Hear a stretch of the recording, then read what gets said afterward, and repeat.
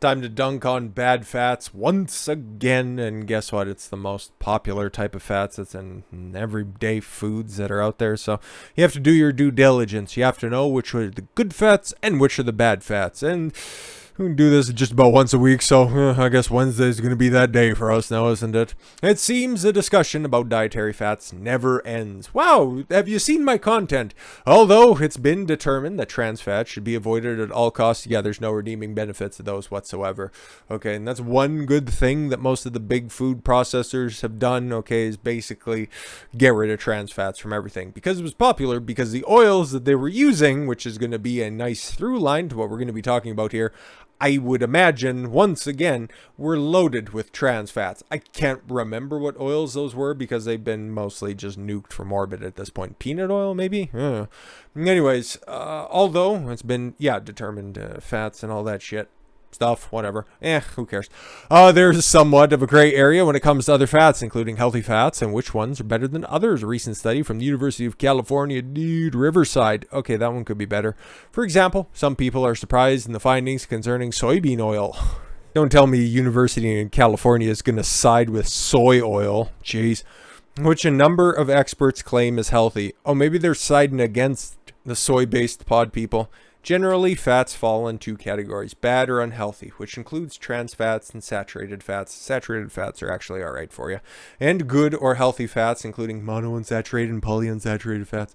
However, there are studies indicating that coconut oil, which is high in saturated fats, oh, there it is healthy because it contains medium-chain triglycerides rather than the long-chain triglycerides. The latter of which are found in meats and dairy food. If you love coconut oil, we highly recommend the butter-flavored coconut oil. Yeah, you can make your own butter with coconut oil and all that stuff, and you can also cook with coconut oil because of its relatively medium smoke point, the point in which the fat becomes denatured and becomes a hindrance to your body as opposed to a help. Cook with it if you don't mind a little taste of coconut on whatever you're cooking. Just saying. At the same time, there are experts who insist saturated fats found in red meat, poultry, dairy products are not unhealthy. Especially those who follow a keto diet. Yeah, no, exactly. It's just the types of fats and depends on the red meat, where and how the animals were fed, blah, blah, blah, you know the deal. Therefore, there are some areas of discussion that should be kept in mind when reviewing the findings of studies on fat. In a new study, the investigators established 4 different treatment groups of mice. All right. All 4 groups were fed a diet that consisted of 40%, which is similar to that of Americans. And the group follows, of a fat diet. 40% fat? Seems a little light, but okay. 40% coconut oil, mainly saturated fat, 20% coconut oil, and 20% soybean oil, later of which was mainly polyunsaturated. 40% coconut, added fructose. Ooh, that's going to be bad. Those rats are going to be diabetic and die. 20% coconut, 20% soybean, and the rest is fructose. Yeah, that rat's probably already dead, rest in peace. All of the mice were fed the same number of calories, and they all consumed similar amounts of food. Here's what the investigators observed. Mice who consumed soybean oil had an increase in weight. Interesting. Larger fat deposits, and a fatty liver with indications of damage, diabetes, and insulin resistance when compared to the coconut oil groups. All of these factors were associated with metabolic syndrome. In addition to fructose, the addition of fructose, had less severe impacts than soybean oil, but the sugar did cause more damage to the kidneys and significant increase in prolapsed rectums. Oh my lord! In which the symptoms of inflammatory bowel disease. Oh my, you were pink socking rats, you dirty, dirty people. Mice who consumed the soybean oil diet gained nearly 25% more weight than the mice who ate coconut oil did. The mice who consumed a fructose-enriched diet gained 12% more weight than those who were on a coconut oil diet.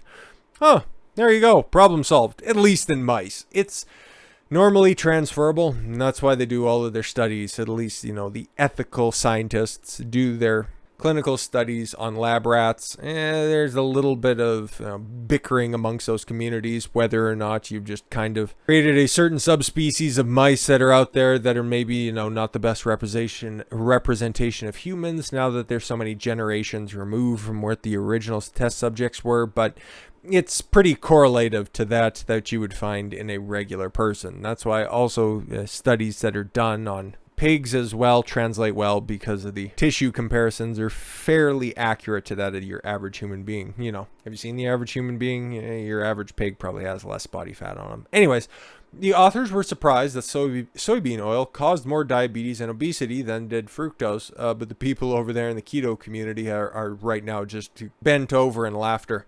Although both of these factors played a negative role on health. Why are these findings important? Because soybean oil is a major part of the American diet. That's why everything contains soy. Take a look at every single ingredient list. You're going to get right down to the bottom. Oh, and may include traces of nuts and soy. Why is that? Most of the stuff is cooked with, if not sunflower oil, some sort of palm oil, some other seed oil. It's going to have sunflower or soybean oil in it as well, which isn't good. The oil is found in thousands of food products and makes up 60% of the edible oils consumed in the United States. And the increase of the consumption of soybean oil since the 1960s has mirrored the rise in obesity in the United States for several decades. Wow, imagine that. Eat like the regular person, become the regular person. And guess what? The average person, 70% of the time, if not higher than that, I think it's about 72% right now, the American population is obese and about is overweight, and then 40% is obese. Okay, kind of spoiled it, jumped ahead of the line. This has nothing to do with this specific study or anything like that. It has never been easier in history to be better than the average person. All you have to do is just not be a fat ass. It's amazing how low the bar has dropped on society. But anyways, is there a relationship between these two factors?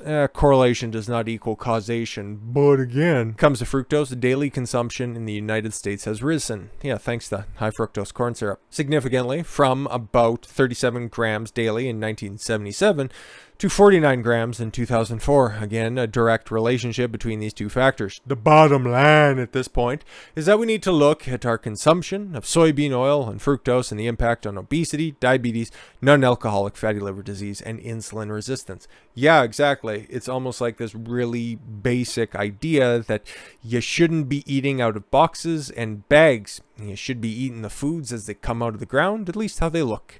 And then knowing what oils and what products you use in order to prepare your meals. Pretty simple, huh? But it's a very novel concept for a lot of people out there because, again, the average person, just think of the average person. And then, in the immortal words of George Carlin, realize that half of those people are dumber than that. With all that said, thank you all very much for the gift of your time. I've been Don Consuelo. I want you to follow your gut and get after it. Take care, everyone.